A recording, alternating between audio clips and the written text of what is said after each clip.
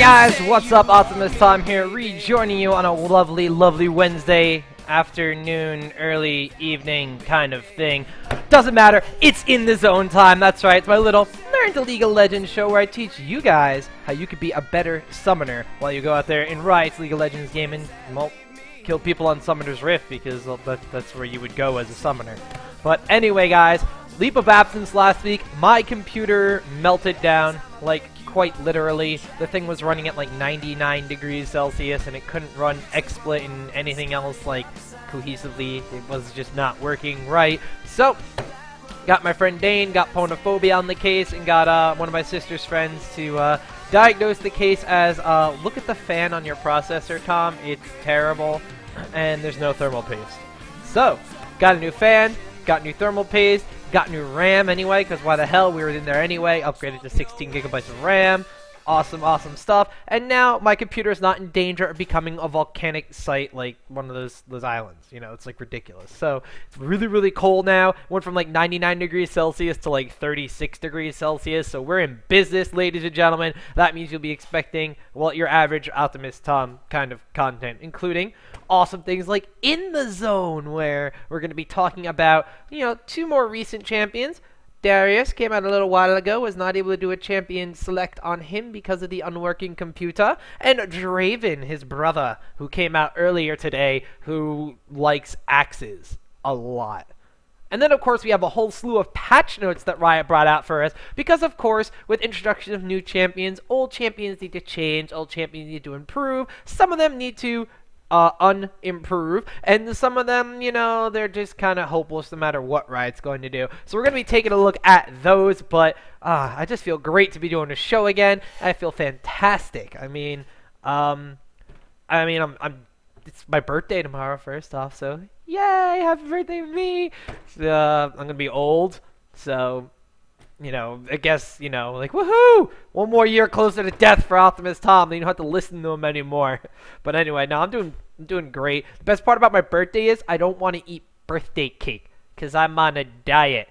That's right. I'm going to have a birthday cake my sister promised to make me. She promised to make me a Rain Man birthday cake. I'm so pumped for that one. She's not around right now. Otherwise, I'd be like, hey, what are you going to do for my birthday cake? And like, just do that for the whole Inner Zone, because I'm pumped to have a Rain Man Bay Life birthday cake. I don't know about you guys. I absolutely love Rain Man, and I'm really excited for this. But yeah, I'm not going to be tempted to eat it either, which is fantastic, because as much as I love the Rain Man, I don't want him anywhere in or around my mouth area, so it's fantastic, because I just get to look at it. I'm not even going to eat birthday cake because I'm on this diet where I've lost like 10 pounds in a week, so you're going to get like a more in shape, more awesome Optimus Tom. You're going to like look back at other In the Zones and be like, man, what a fat ass. And you're going to look in like a month from now and I'm going to be like fucking Ripper McRipperson, and I'm going to be like Skinny Mini and everything. It's going to be fantastic. Just going to do the whole cast like shirtless and pantless. Well, I do it pantless already, but I'm going to do it shirtless, and it'll be like fantastic kind of thing. But yeah, so ladies and gentlemen, that is what we will be doing on In the Zone today. Like I said, we're going to be going over Draven, we're going to be going over Darius,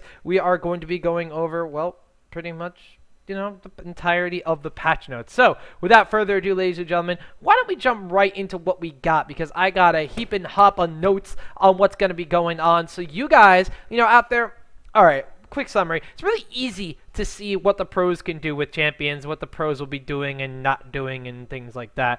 But it's really hard to let all these like little intricate numbers and ratios and everything kind of be like, all right, well, how is this going to affect me as, you know, like a summoner? Like, how am I going to notice these little differences? That's what Optimus Tom's here for, baby. Don't worry about that. So, taking a quick look over here at my left-hand screen and my girl's generation Google Chrome, because why not? Full screen mode. We got on full screen. We cannot go back. Ladies and gentlemen, these are the Draven patch notes. We'll be talking about Draven and his brother Darius a little bit later. What I really want to focus on for now are the patch notes and what they've done to some of our favorite champions, especially my favorite solo middle champion in Ahri. I don't know about you guys, but I'm a little disappointed at what they're doing. Obviously, Ahri, you know, the people have had some trouble combating Ahri in the middle lane. So now Riot decided to take a look at her and redo her kit a little bit. So we can see right here, Foxfire's damage was reduced at later ranks. So at the beginning of the game, it's still going to be doing 40 damage. Then you get 65 instead of 70, 90 instead of 100. So they reduce it by 5, 10, 15, 20 damage as it goes through the ranks of the skill, which isn't necessarily bad. That is a flat damage reduction, which means that all it's going to be doing is really making you focus on a little bit more of an item dependency. However, the ability power ratio was also decreased from 0.4 increased from 0.375 to 0.4, which means that that's only going to make her item dependency even better. On top of this, Spirit Rush had its base damage reduced at levels to 85, 125, 165 from 100, 140, 180. So she'll be hitting a little bit less hard with the initial damage. However, the ability power ratio there got even more of a buff from 0.3 to 0.35. So what does this mean for everybody who's going to be playing Ahri?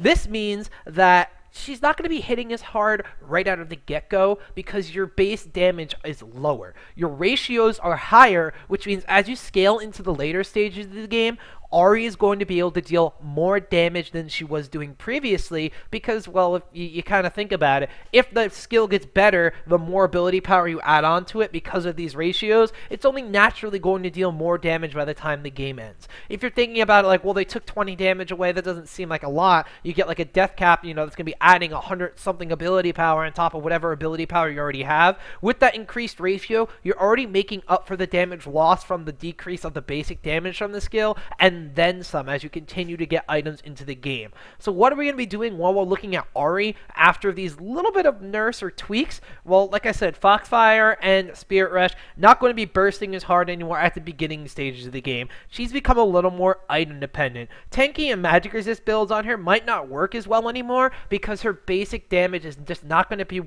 capable of doing what it used to do. She needs to get a little bit more itemage. If you're going to be building a tanky magic resistance build, Abyssal Scepter might be the way to go. By getting Abyssal Scepter, you are going to not only be adding magic penetration aura onto your spells, you'll be adding ability power in addition to magic resistance for your character. So that would be a great item to get on Ahri now. We've already seen people like Reginald in the middle lane getting that Abyssal Scepter early on Ahri to try to maximize its potential for team fights and maximize its potential in the lane. It is a really great item, and just not only are pros really starting to come into it, but I've seen people in solo queue go for the item a lot earlier in their build as opposed to getting it as like a late game finisher item and trying to make it work into a build where it could have been placed a little bit earlier.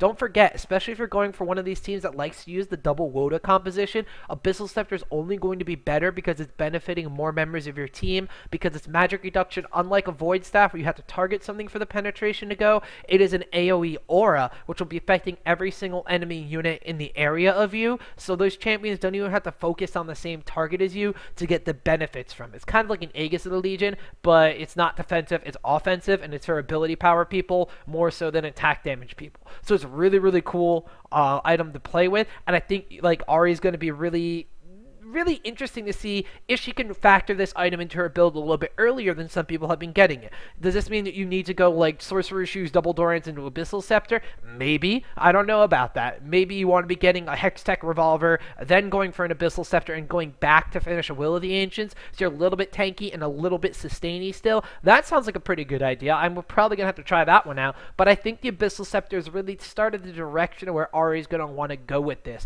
Not only is she going to be able to keep up her tankiness in the middle lane with a couple Doran's rings, granting her extra health. She's going to have the mana regeneration from those Doran's rings, which isn't a lot, but it's enough to keep her spamming spells in the middle lane, at least until she gets that blue buff from the jungler.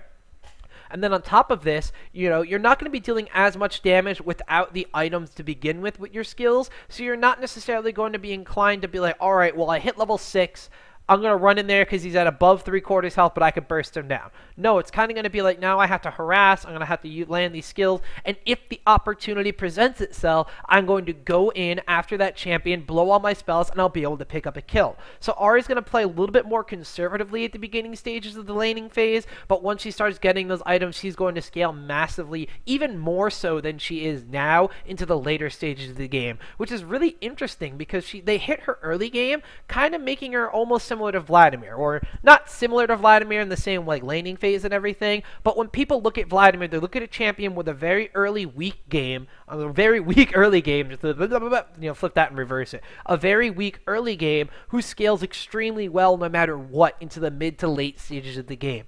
Ahri's going to be doing something similar because of those ratio buffs on the ability power. So now, even though she might get camped in the middle lane and hindered down, if you could still manage to get 1 or 2 core items to your build, they're going to reflect even more so on your Ahri build as you get into the later stages of the game. So it's really, really cool stuff for Ahri. You know, people are viewing it as nerfs. It's not necessarily a nerf. It's more of like a little bit of a tweak. So weaker in the early stages of the game, but a lot stronger as you continue into the later stages of the game, pending that you build her correctly. Now, does this mean, you know, do you have to go for Abyssal Scepter? No. You don't even have to go for the Will of the Ancients. If you want to, you could go for an Athene's Unholy Grail. This would let you keep up the spam in the middle lane because of the extra mana regeneration granted by the Chalice of Harmony passive, in addition to the fact if you're running through team fights, and since Ahri is a little bit of a bursty caster, running through team fights and getting the extra 12% bonus whenever you get a kill or assist in those fights only makes Ahri's, like, longevity in these team battles that much better. And if her ability power ratios are scaling her towards more of an end game champion with a real damage output when she finishes a build or gets close to finishing her full item build, then this Athene's Unholy Grail, where she's going to be getting longevity in team fights because of the fact that she could keep using skills even after her initial burst is down, is just only going to add to her potential for kills, assists, and helping out her team once this phase of the game kind of shifts over. I absolutely love Athene's Unholy Grail, by the way. I've been playing a shit ton on my solo middle Galio. Been playing a lot of ranked queues recently. Went on like an 8-game winning streak and then lost 4 in a row when the kiddies came home from school. So it was not a cool thing. But I'm still at 100% win rate with my Galio, and I really like what Athene's Unholy Grail is doing for the champion. I also like it on my Fiddlesticks build. I've been playing around with a little bit of a Middle Sticks, not necessarily in all the ranked games and everything, but getting Athene's Unholy Grail on these solo middle casters is starting to be a lot better investment than what some people may think, because not only is it an offensive item once you complete it, but it is defensive up until the point of completion, and you can also fake getting a Hextech Revolver by getting the Amplifying Tome and the second Amplifying Tome needed in the Fiendish Codis recipe, and then saving your gold to get straight into Athene's Unholy Grail. You can fake out your opponent by doing stuff like that. If he thinks you're going to be building a little bit more sustainy, then he may be going for a little bit more damage. If you start all of a sudden building defensive and this item turns into an offensive weaponry and it gives you more longevity in your lane, if they go for a little bit more of an offensive build to try to burst you down and counteract your sustain, it's not going to work out pretty for them. So you guys want to keep that in mind. Maybe Athene's Unholy Grail is the way to go on Ahri. I'm not necessarily sure. Most of the time, you could just still people going double Dorans and then maybe even rushing Death Cap. It's not terrible. Like, all these changes to Ahri, they don't make her any better or any worse with your item build a little bit, because you get better to the later stages of the game and worse at the early stages of the game. But her item builds necessarily aren't going to reflect that much. So even if you keep your same Ahri build, you're probably still going to do A-okay. But this is kind of trying to take what you want from her weak part of the game and make it stronger, so that that stronger part of the game stays that strong, if not even better. It's kind of like what you do for AD champions, you know, like, they have no escape potential and they have no way to, like, run away and keep themselves safe, so you put them in the bottom lane with a support character that can keep them healed and keep them protected. Same kind of thing with Ahri here in the middle lane. You know, you're not going to bring a support character in, but you want to try to find item builds, mastery builds, you know, rune builds, anything that can make you survive to a point where your game starts to kick in. Vladimir players will know exactly what I'm talking about, and Ahri players are probably going to have to play kind of the same kind of thing, but you have one thing that Ahri has over Vladimir. Even though Vladimir has the escape in his pool and has the ability to do awesome things with that, Ahri players are going to have hard CC in her charm, and of course Spirit Rush is still one of the best engage or disengage skills on an ability power champion in the game. So Ahri, lots of cool things coming out from her, but we got a lot more champions to move on to besides, you know, my favorite Fox in the middle lane. We can see here, scrolling down a little bit, we'll get to Darius in a little bit. Like I said, we'll talk about Draven. Amumu, you know, he had a bug in his sad robot Amumu skins with his voice, so a little upset I'm not going to be able to spam that to everybody anymore. But Ezreal got a little nice buff here. Essence Flux mana cost has been reduced at every level by at least 10. And True Shot Barrage, their mana cost has been reduced from 150 to 100, so an extra 50 mana in Ezreal's Reservoir. This is really cool, because now Essence Flux is a little bit more spammable in the lane, and Essence Flux has always been able to pass through minions. It's easier to grant the passive attack speed on Ezreal. In addition to if it hits any allies in the way, you are going to be adding attack speed onto them. So this is pretty cool because it's going to be building Ezreal's attack speed a little bit faster, and on top of that, it's going to be building a little bit more harassment in the lane because it uses magic damage as opposed to physical damage, and it goes straight through the champion. So you can harass a little bit more with Essence Flux. Yes, 10 mana per level isn't exactly the greatest buff in the world to him, but it's letting him be a little bit more like Corki, where Corki could keep spamming spells and keep himself up in lane because of this. Ezreal doesn't necessarily have that AoE kind of let's farm the minions skill besides his ultimate, which they reduce the mana cost of, so he could potentially use that for a little bit more farming potential. But he's going to be getting these spells that can harass on the enemy champions and lowering the mana cost of those, so perhaps he could use those a little bit more. So not necessarily the biggest changes to Ezreal in the world, but positive is still positive for him. Galio took a little bit of a hit, which I kind of want to touch upon a little bit, because last time Galio's Q got an ability power ratio nerf, we basically saw him disappear from professional play. So I'm very, very, kind of cautious of Riot changing Galio's ratios again, because it used to be like, oh, Galio's ratio is too strong. It was 0.8. Let's nerf it to 0.65 or something like that. And then it was like, well, now he's completely but useless. Let's put it to 7. And now they're bringing it back down to 0.6. So, it might not seem like a lot, but when your champion, he can scale off of magic resistance in addition to ability power, so I can see what Riot is trying to do here, especially with Athene's Unholy Grail. What is it, 80 ability power and like 36 magic resistance? If you factor in Galio's passive, it's 98 ability power off of Athene's Unholy Grail, and then like a 0.7 ratio on that was going to be, like close to 70 damage onto his Q from just Athene's Unholy Grail. Now it's going to be closer to like 60 damage on Athene's Unholy Grail. So you can kind of see how it works out. Galio has gotten some item builds and some items onto him, like Athene's Unholy Grail, that will be supplementing a little bit more damage, although you could see Galio's push more towards an early death cap as opposed to going tanky and then finishing off of the extra ability power push. So, are we going to see Galio drop out of competitive play like we saw him before? Not necessarily. It's not like he sees the most competitive play anyway, so if you're going to be picking up Galio, make sure you factor in the fact that his Q is not going to be able to really one-shot those range minions as quickly as it could before, thus limiting his farm potential a little bit and making him maybe invest an extra point or two into Righteous Gust instead of Resolute Smite. It also means you have to be on top of your last hit game and make sure that you're not being harassed out of lane by your enemy ability power character because they have range on you. That's also going to make Bulwark a lot more valuable in the lane, because if you're getting harassed with spells or auto attacks from them, Bulwark is really going to mitigate a lot of the damage differential and keep you alive while healing you up and tanking minions and stuff like that. So keep this in mind when you're playing Galio, ladies and gentlemen. Even though his Q is not dealing as much damage, you have to adapt other parts of your game just to counterbalance that out, because you're going to have to move in, get closer to last it a little bit more now, because it's not going to be clearing those back minion waves. In addition to this, you have to also account for the fact that in team fights, you might not be dishing out as much damage as you would like to, so make sure you're getting those points in Bulwark early so that when you do cast your Idol of Durand, your ultimate, you're dealing as much damage through that as possible before you drop the Resolute Smite to pick up kills or slow down champions for the chase. So keep that in mind if you're going to be hitting up Galio anytime, ladies and gentlemen. Other than that, we could see Graze actually getting... I want to say a nerf because of the smokescreen duration reduction, which he kind of needed. Smokescreen just lasts a little bit too long. 4 seconds, 5 seconds, tomato, tomato. It really doesn't matter. But getting a little bit of a nerf either way is fine. Buckshot's damage reduced in the late stages of the game, but the damage per extra bullet is going to be increased by 10%, from 25% up to 35%. This means that Graze is going to be a little bit more about positioning in the later stages of the game, but it has basically no effect on his early stages of the game. It buffs his early stage of the game, because if you're in the lane with an aggressive support, like if you have a Taric, or if you have an Blitzcrank or a Nautilus or even a Leona and you're playing with Graves, and you could stun the person, if you quick draw up with that dash into an enemy champion's face and then buckshot, you're dealing more damage than you were before. And we already know how much people love to buckshot with Graves at point blank range at an early level in the bottom lane.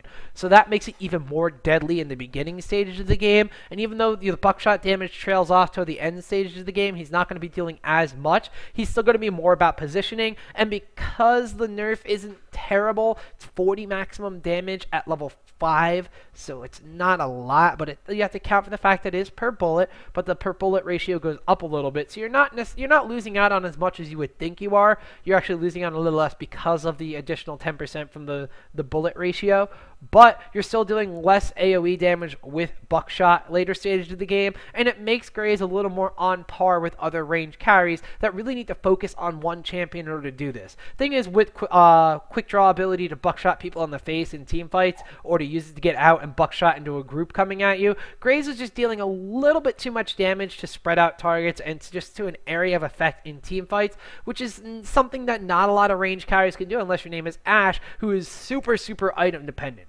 Graves wasn't necessarily as item dependent, and he was naturally tanky too, so getting is a little bit of a hit to buckshot. It's not really going to change his game too much, but it might not make him, like, oh man, Graves late stages game with Infinity Edge and Phantom Dancer, he's going to buckshot and get rid of half my health. Now he's going to buckshot and get rid of, like, a little less than half my health. So now, it's not necessarily a huge change, but it's still a nerf in the books because he's not getting an AD ratio buff, so the damage is still going to be less than it was before. Early stages of the game, though, it's technically a buff, so be careful of those aggressive Graves lanes. Like I said, Blitzcrank Graves, Leona Graves, even Nunu Graves, because he's going to be able to Blood Boil him, slow you down. He could still get in your face very easily. I want to see a Nautilus Graves lane. That'd be brilliantly brutal in the bottom lane. So anything that can get Graves into buckshot range to make sure he hits all 3 bullets on you, it's going to be deadly for you guys at the beginning stages of the game. So keep an eye out if you're playing against Graves. If you're playing with Graves, make sure you get, someone with hard CC so you can take advantage of this early stages of the game. So even though you deal less damage in the later stages, you get to these items before the enemy AD carry is going to be able to. Therefore, you look like you're dealing more damage the entire game because you're that much further steps ahead of them. Oh, that's not the right screen. Yay for multiple scenes and XSplit. Jax got a little bit of a damage reduction onto his Empower. Level 5, once again, it's going to be just like Graves with 40 less damage. However, Empower added a little bit of magic damage to Jax, which when you build him AD is going to be very beneficial because it's going to be going around any armor that they're building against you. So that's a little bit more of a hit to Jax than something like 2 Graves would be. He's also not getting a ratio buff on this one, so it is a really, really big nerf. You're not going to see it until the later stages of the game anyway, because that's when you'll be maxing out Empower. But it's still just a little bit of a hit to Jax, and he kind of needed it. Some people say Jax is a little bit too powerful, but to be completely honest, I don't think it's going to make or break the champion at all. Kog'Maw, however, this is a little bit of a huge change here. Living artillery damage is now going to be dealing 125% bonus damage to champions instead of 150%. That 25% is a critical amount of damage. It's ridiculous. Or if you think about it right now, if your ultimate did 100 damage at level 1, you'd be dealing 125 damage now as opposed to 150 damage later. Okay, that's 25. 200 damage, you'd be dealing 300 damage before. Now you're dealing 245. That's a little more significant.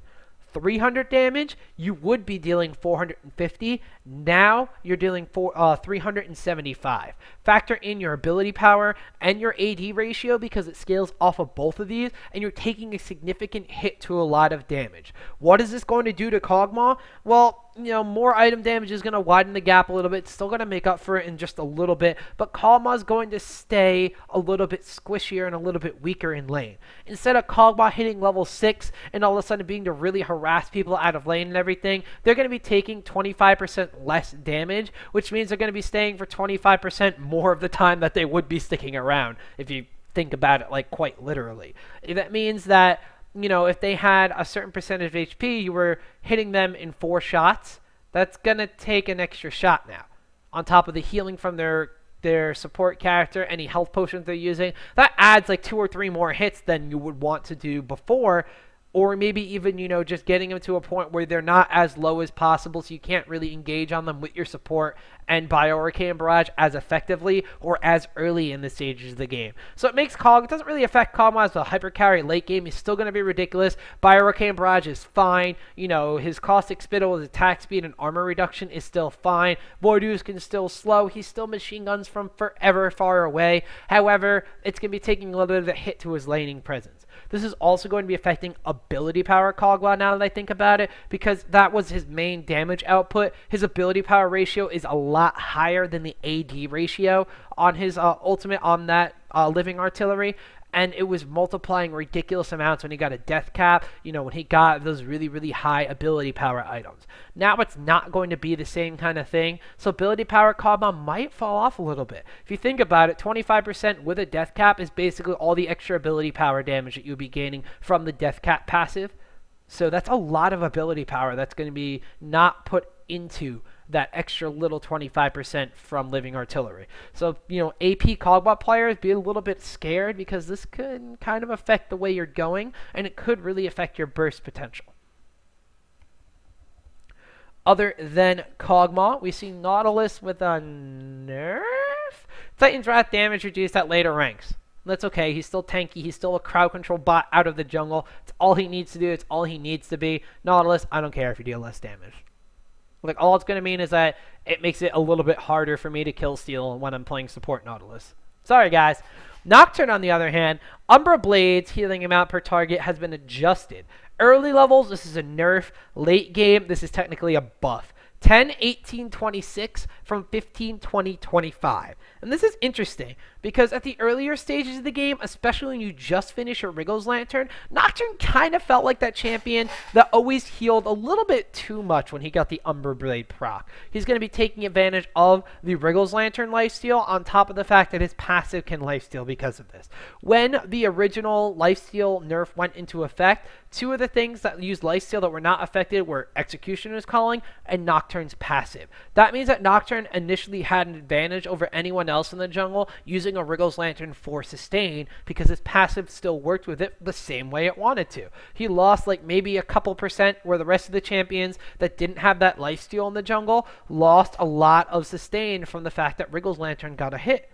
So early stages of the game, it seemed like Nocturne kind of, healed a little bit too much. This means that squishy kind of Nocturne jungler that, he's going to be dealing damage and not really tanky to the later stages of the game. Maybe when he gets a Frozen Mala Atma's combo, or maybe if he doesn't do that and decides to build a little bit tanky like a Randuin's, he's not going to be able to be as sustainable in the early stages of the game. But once he does hit late game and he has a full item build, that Umbra is actually going to be dealing more lifesteal than before. It's only 1% more, but it is going to be a factor in. If you think about it, like 1% of 100, it's not that much, but like it's 1%. So you're not really getting a lot of benefit from it. But if you think about it in, 1% of his maximum life total, which is 3,000, then it kind of starts to factor in a little bit more. So although it is not a percentage either, it is just a flat rate. So you're not really going to be able to account for it with the maximum damage. But it's still going to be something that you have to keep in mind. Like Nocturne, healing a little bit extra at the later stages of the game. You think about it, if he's attacking really fast, and if he's going to be able to survive in those team fights because of how tanky he is, like the extra HP that he does leech off the Umbra in the AoE damage will eventually become a factor. So you have to just be a little bit careful because of that. So Nocturne players, you're squishier at the beginning of the game. You're pretty much the same towards the end of the game. About it. Other than that, we had Renekton with a slight buff. Slice and Dice, not to be confused with the article on Juju Chronicle of the same name. The armor reduction on it has been increased at later ranks from 15, 20, 25, 30, 35. From 15, 17.5, 20, 25, or 22.5, 25%. That is basically a 10% additional armor reduction at later stages of the game. This means that Renekton can mash a little bit more AD from his runes and masteries, maybe even from his item build, and go for a little less armor penetration because he'll have it naturally as the game progresses.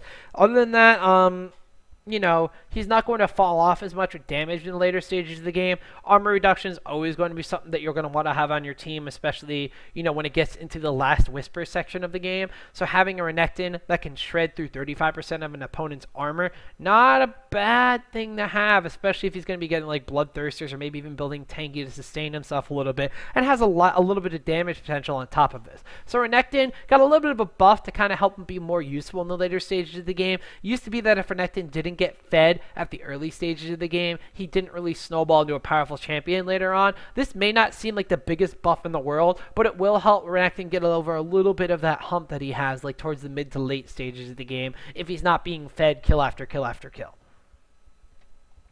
We also had a Shen nerf. Key strike cooldown increased to 9 seconds from 8 seconds. Shen's going to tank. Ninja going to tank. It's what he wants to do. You know, technically his overall DPS has been reduced by a little bit, but it's nothing going to be significant.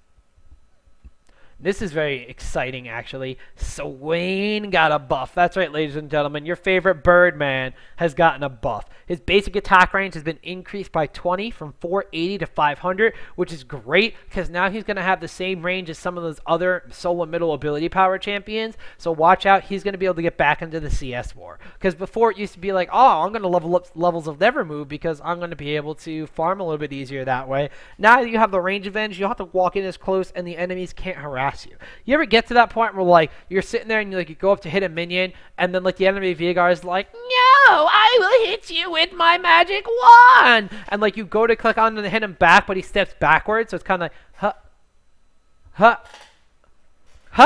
Like he can't get him, like it's some sort of short joke or something like that. So you got to be very wary of like 20 was enough difference to be kited in those instances. So now he's on par. Veigar's gonna be like, now you shall feel, and you're gonna be like, yeah, whatever. Here's a fucking meteor or whatever the hell Swain throws at people. He doesn't throw anything that really matters. You know, if he threw birds or something, that might like kind of be okay. Or if he threw like canes, he had an endless supply of canes in his back pocket. That'd be freaking sweet. But no, he kind of like chucks a meteor. He's just kind of like, blah, meteorites, and Veigar's gonna be like, oh no!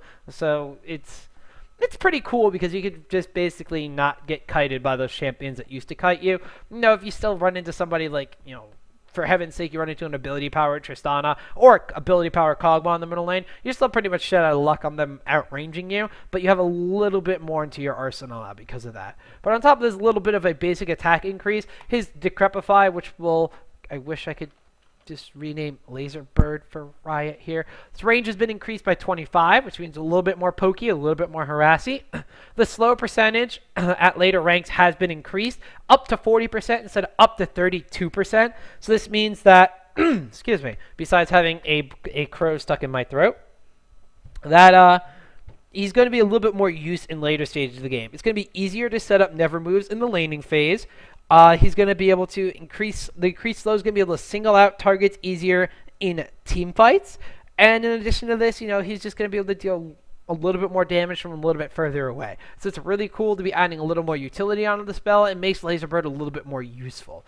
Ravenous Flock cooldown also has been reduced by 2 seconds from 10 down to 8. This means that Swain's going to be able to activate it and deactivate it a lot quicker. This means that he's going to be able to get short bursts of DPS or sustain and then get out of there without wasting a lot of mana.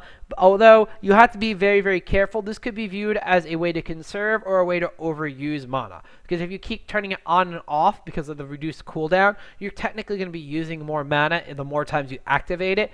But if you activate it the same way you used to, you're going to be conserving a couple of seconds of mana. This will help Swain be a little more sustainy with mana in the mid lane. You know, he has his passive to gain mana back, but it's not going to really matter once he turns on that Ravenous Flock. This is going to let you manage it a little bit better and keep you with a little bit more mana once you turn out of bird form and go back into like the farming stage or wherever you're going to be going onto the map. Overall, though, this is technically a DPS increase because the more times you can activate it or the longer you can have it activated, that means you're going to be dealing more damage at your Ravenous Flock. So overall, really cool things being reworked into Swain.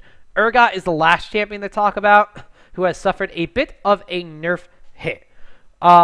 His Terra Capacitor Shield health has been reduced at later stages of the game to a maximum of 280, down from a maximum of 320. And then his Hyperkinetic Position Reverser armor and magic resistance bonus has been reduced to a maximum of 120 from 130. It's basically down at 20, 15, and 10 at all stages of the game. This is just really going to make Urgot a little less tanky than before, but I can't really foresee it changing the way people would build him.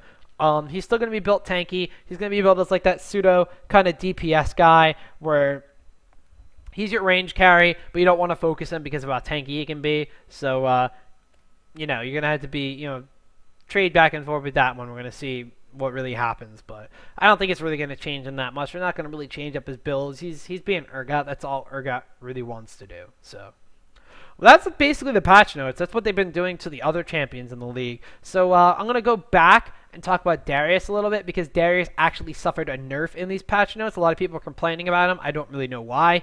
I didn't think he was that broken. People apparently thought he was. So Riot reworked him in a way that now he's almost completely useless. Not really. He still has potential, but I don't really think he needed the nerf.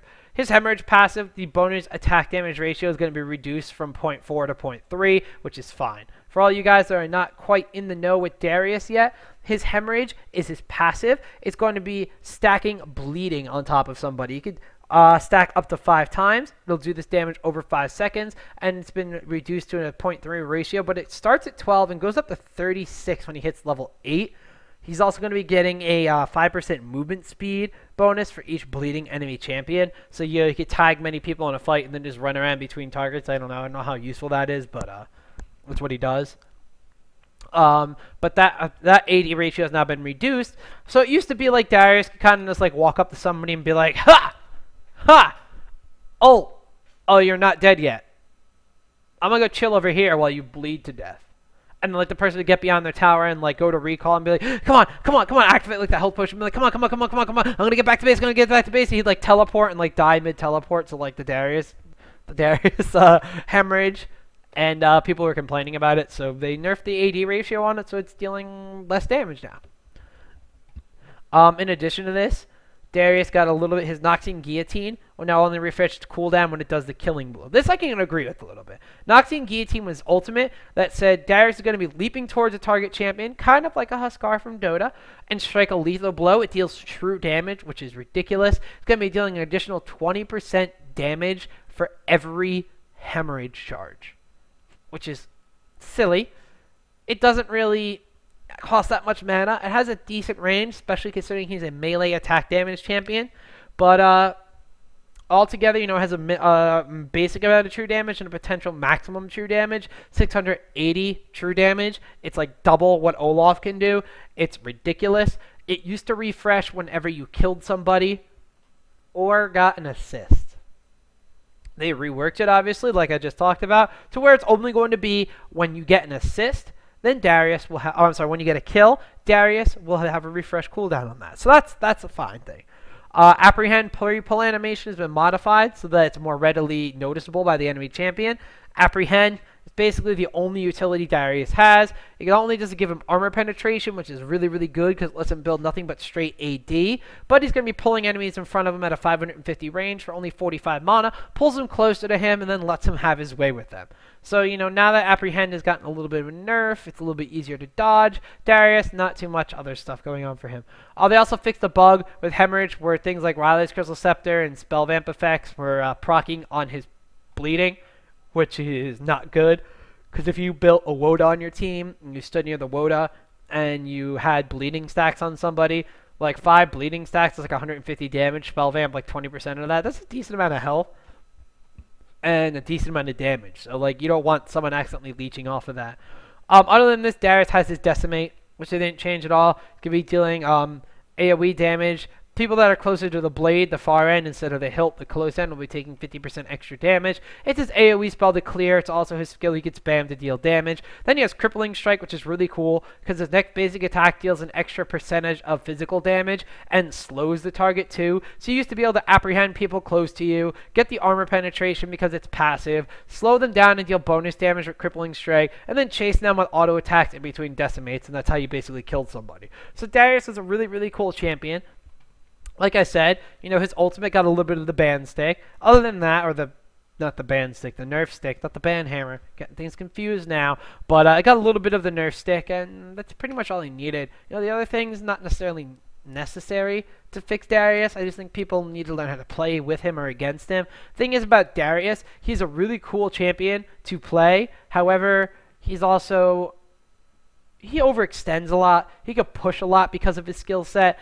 And he does. And then when he gets pushed up further, the only escape he really has is Flash. You know, he could slow one person down and pull someone towards him, but you don't want to pull people towards you for trying to run away. So Darius really didn't have that many escapes, so he was really susceptible to jungle ganks in the top lane. People were saying, well, you could jungle Darius and like pull people in, and that'd be really bad, and blah, blah, blah, blah.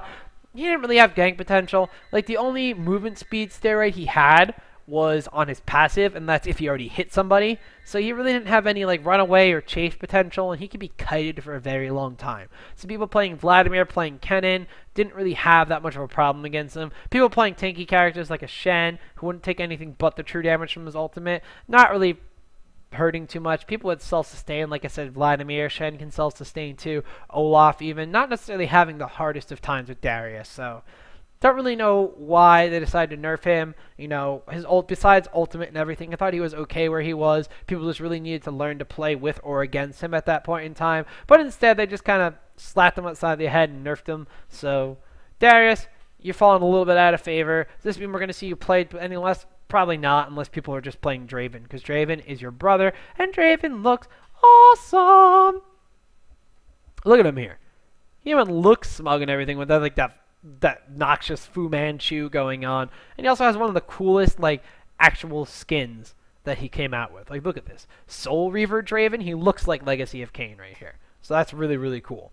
Not to mention that Draven's skill set is absolutely insane. His passive is going to be making sure that critical strikes will deal bonus damage. So on top of critical striking, you deal additional bonus damage over 4 seconds. So it's a damage over time. His spinning axe spell, which is his Q, will also cause this effect even if you don't critically strike. So if you activate your Q, you're going to be dealing bonus damage. If you critical strike, you're going to be applying a dot. You know, on top of all this, with spinning axes, I'm just going to let the actual ability thing talk for you. Spinning Axe is one of the coolest spells in the game right now. I'm not even going to lie. He spins his axe, you throw it, and you can catch it. The more you catch it, the more you can use it. The skill is broken. And you can stack 2 spinning axes if the cooldown comes up while you're still catching axes and throwing them. Dude, that skill is fucking awesome.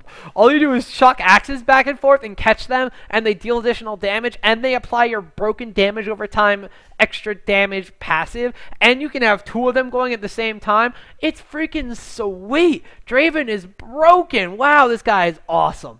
He has Blood Rush too. You can activate it, and you can get bonus movement speed and bonus attack speed. And every time you catch a spinning axe, it refreshes. Holy hell, sign me up for this ranged AD. Go into the last skill, Stand Aside. He throws his axes, deals physical damage, and then knocks people aside. They're slowed down for 2 seconds. That's almost like I'm Beastmaster in Dota, only it doesn't stun, but it does everything else awesome about Battle Roar. So, like, that's freaking amazing. Then he has his ultimate, Whirling Death. He throws axes forward. It deals damage to everyone struck. When it reaches an enemy champion or the edge of the map, or he clicks the button to reactivate it, it's going to come backwards and then do the damage again. That thing is ridiculous. It has a global range. You could literally be in the bottom lane and be like, see that guy in the top lane?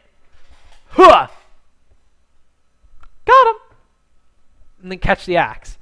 It's stupid. Or you could be like, hey, you see that guy in like the top lane, and throw it. And then maybe someone from the middle lane gets in a position where like your axe is here and they're like back here and they're going to die. You hit the button and it comes back at them and kills them. It's stupid. Absolutely stupid. Like, I don't even know what else to say about Draven. I don't want to say too much because I do have a champion select I have to do on him, so you guys could definitely check out all the information when GG Chronicle posts up their champion select article on and the video on Draven Obscurica. Awesome guy right in the article. I myself, of course, will be doing the champion spotlight video, so you guys could keep your eyes and ears tuned for that. One thing I have a problem with Draven, and actually was back and forth on Twitter, I saw Baroncast actually posting about this. He kind of encourages you to play badly. And let me narrate his little movie in order to show you what I'm talking about here. Alright, now, say you are, the inexperienced Draven player, and you just love catching your axes. Like, alright guys, I'm spinning my axe, I'm harassing this guy in the lane. Oh, I got it. Alright, this is awesome. Okay, I'm going to throw it again. Oh, I got it. Awesome. Alright, I have this axe spinning again. Oh, I can use it again. Oh, I got it, guys, I got it. And right there, You're trying to catch 2 axes, and all of a sudden, the enemy team ganks you because they're following where your axe is going to go. Whoops. Or hold on a second. I got one even better. I haven't even seen the Blood Rush video yet, but we'll see if it works. All right. So I have increased attack speed with this thing on. Awesome. Look how fast I go. I'm doing so fast. I have increased movement speed too. Oh man, if this guy ever chases me, I am for certain going to be able to run away from there. Until you run into a gank and you can't use it anymore because you used it to run away from the guy you're running away from. You can throw an axe and catch it, and you hope it goes that way, and like away from the gank. You can catch it. But Draven kind of encourages this bad state of mind where it's going to be like, oh man, yeah, I could do that. I could catch axes. I could do this. Is going to be great. And then you unexpectedly walk into like an enemy gank. So you got to keep that in mind. You're going to be playing Draven. But guys, get the champion. He seems really good. If you haven't picked up Darius too, make sure you pick up Darius. Both those guys, they're brothers in the lore, so they're going to be really awesome. Both of them deal a lot of AD damage. Draven's had a little bit of question as to where he's going to come into play. Honestly, I think he's only a ranged AD character because that's the only lane where he could just run back and forth, catch axes, and harass the crap out of people while having a support character to look out for him. So that's pretty much going to be where he stays. Darius, I love him as a top laner. I don't like him as a jungler. So you're going to be playing Darius. Go a little bit tankier because you're going to have to survive some jungle games, guys. Other than that, this has been another awesome episode of Optimus Tom's In the Zone. Draven, Darius, and Patch Notes walk into a bar. Hope you guys have enjoyed it. I'm going to get out of here. I got some Draven footage to capture, and I got some people to coerce into casting things. So I'll see you guys later. Make sure you check out GG Chronicle for more Champion Select information on Draven as we continue through the week. Like I said, article by Obscurica. We're going to have the Champion Select video by myself, yours truly. So guys, make sure you head over to ggchronicle.com, your #1 destination for anything League of Legends on the internet. And stay tuned because SK Ponophobia, host of the Trinity Force podcast, actually be doing some ranked 5s matches. If you want to get in the game with him and his friends and his teammates and really start to evolve your ranked 5s or ranked solo queue play, check it out firsthand from these guys. They're about 1400 ELO, maybe a little bit higher. Right up your guys' alley if you're learning to be a better summoner with League of Legends. So stay tuned for that. I got to actually message Ponophobia so he knows to take over the stream. Other than that, enjoy some parting science, guys, and I'm going to stop rambling and start playing. See you guys later.